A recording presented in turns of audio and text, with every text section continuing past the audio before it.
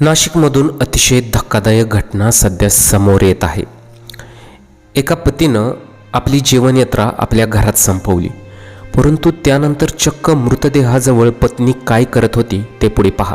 त्यापूर्वी चॅनलला जरूर सबस्क्राईब करा।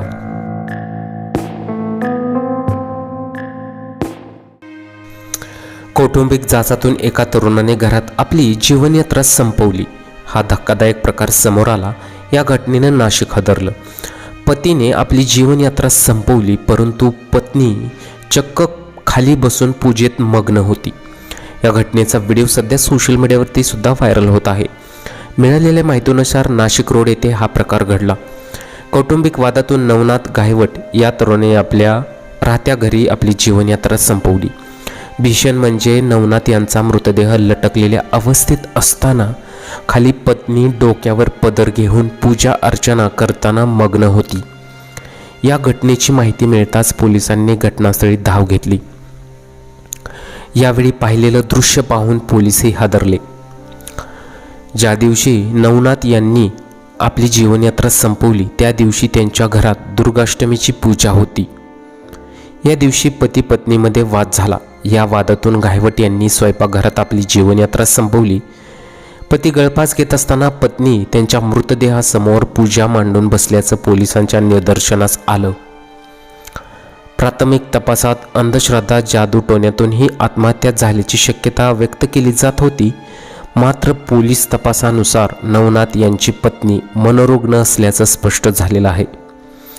पोलिसांनी घटनास्थळी धाव घेत मृतदेह ताब्यात घेतलेला आहे। पत्नी मानसिक आजारी असल्याचं सांगण्यात येत आहे। या कारणामुळे तिने पतीचा अंत्यसंस्कार करण्याऐवजी त्याच्या मृतदेहाजवळ तंत्रपूजा करण्यास सुरुवात केली।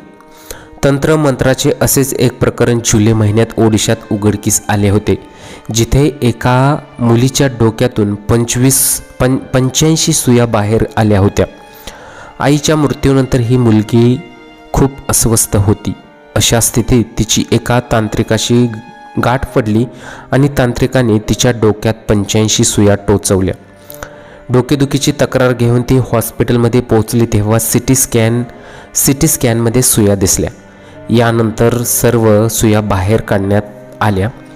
पोलिसांनी घटनेची माहिती देण्यात आली। पोलिसांनी आरोपीला अटक करून हे कृत्य अन्य कोणाशी केले आहे का याची तपासणी केली होती।